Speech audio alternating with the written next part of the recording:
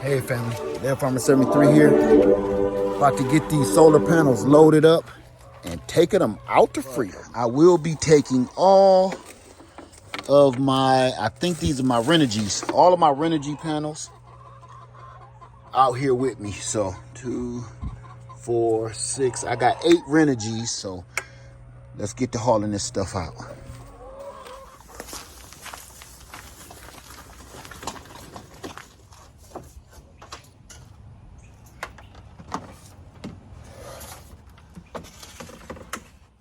Hey you guys, Dale Farmer 73 here. I'm about to start hooking up my solar panels because I have temporary foldable solar panels out for my system and they're not permanent. You should not leave your foldable mobile solar panels out in the weather for too long because they'll degrade. I'll show you right now. You can just tell by the coloring. These panels, the material used to be black. Here's another one where the material used to be black and now they're like light gray. They're starting to kind of warp over because I got them sitting on the grass like this. They look pretty bad. So we're going to get our Renogy panels, our rigid Renogy panels on here. Each panel is 100 watts a piece.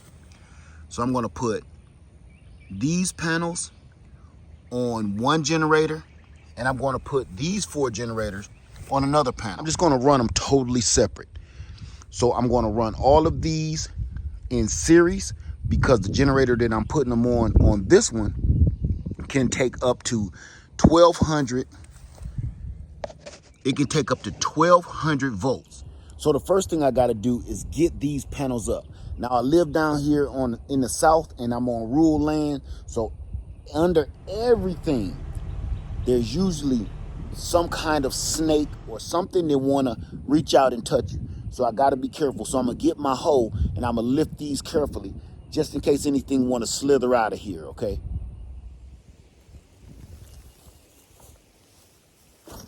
We got lucky on that one.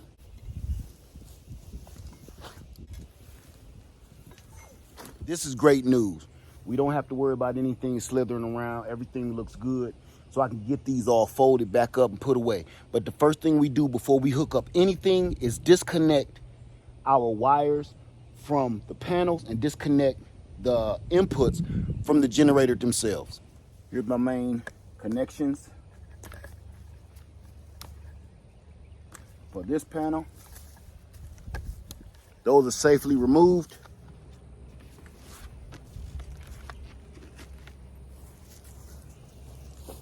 Now I'll disconnect these the same way. I had those are 2 separate panels and I had them running parallel because of the other generator that I have. It couldn't take the voltage or the amperage. So I run both of those to get 400 watts without overvolting it.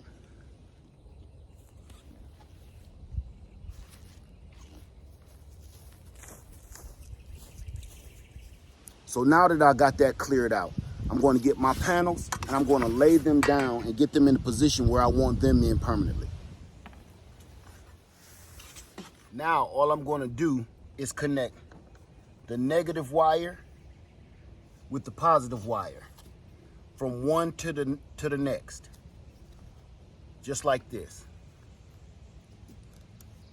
It's just like Spider-Man swinging from building to building. So now I'm going to grab this one. We're going to swing that into this building, positive to negative. Now we're going to swing from this building to this building, positive to negative. Now I'm going to have one loose on this end and I'm going to have one loose on this end. And then I'm going to connect these to my wire that goes to my generator. But first, what I'm going to do is flip these panels over now. Okay, so now I got my wires, I got my generator unplugged. So what I'm going to do now is connect my wires. This one down here.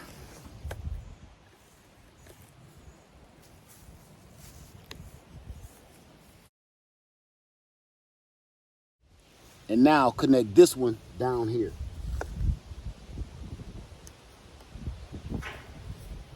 All right, let's go in and plug up the generator and see how it works. Okay, today I'm going to be using one of my main power sources out here on Freedom Acres, which is the Ibero by Alcatel. Alcatel made this and I did a video on it. If you want to see that video, I'll reference it right here in the video above in the link.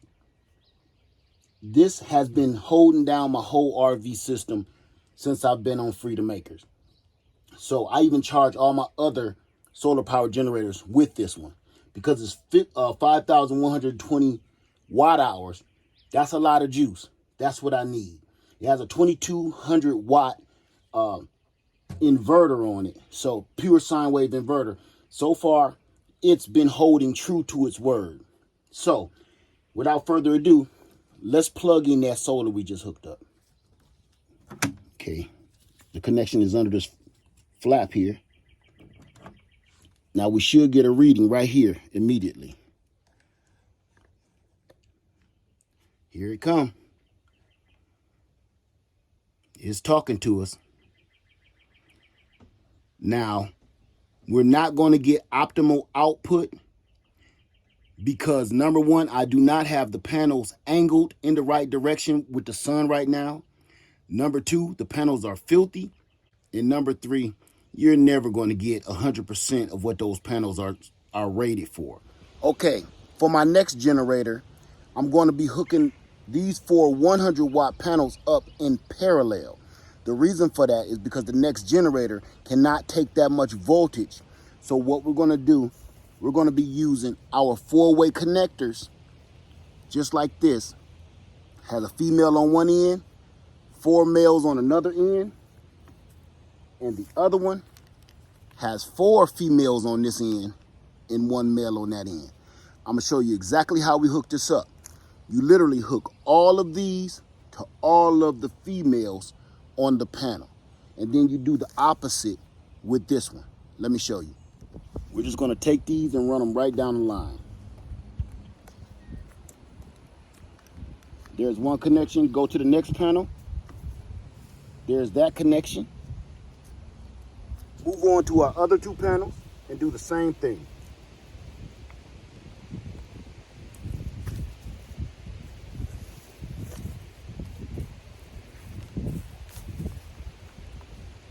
And we're left with that 1 male out of those 4 connectors.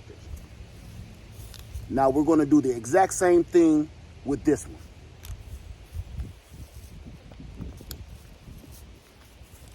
Next panel. Next panel. It's a tight fit. And the next. Now we're left with 1 male and 1 female connection. So now that we're ready, this is actually ready to go. We're just going to connect our extension cable, the male to the female, male to the female. Now let's go in there and look at our generator, get it plugged up, and see how it works. Okay, so today we're going to be using the Vanpower 2000. Now with this generator, this is a 2000 watt hour solar power generator. The only difference between this and the other one, this one can only input 60 volts through solar. So what that does is minimizes how many panels we can run in series. So I'd rather not run it in series at all. That's why we ran it parallel. This way I can always abide by that maximum 60 volts going in. So let's plug it in and see if it works.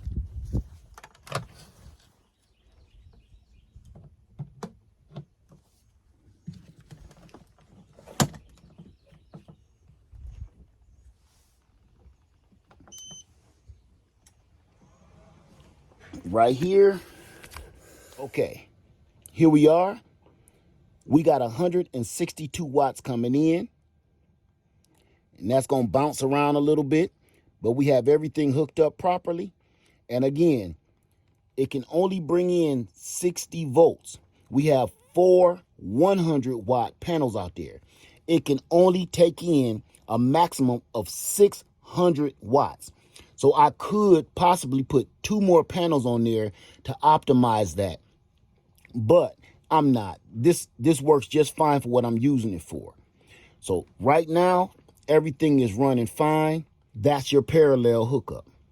I hope that helped you guys hook up your solar panels in parallel and in series. Before you get started, I want to mention one thing. Please, before you hook up anything, make sure you read your manual. Whatever manual came with your solar power generator, your inverter, your batteries, or anything else, make sure you read your instructions to let you know exactly how many volts that your unit can take, how many amps can your unit take, and how many maximum watts can your unit take. Read the book. Get the book! Get the book! Book 'em, Dano.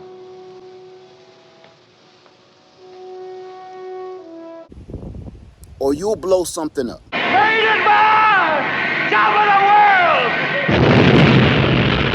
world! You made an investment.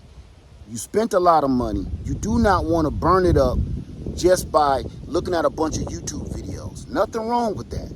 But at the same time, pair that up with reading the book. Get the book! Get the book! Okay? Because when it burns up, the guy on YouTube doesn't have to pay for it. You do.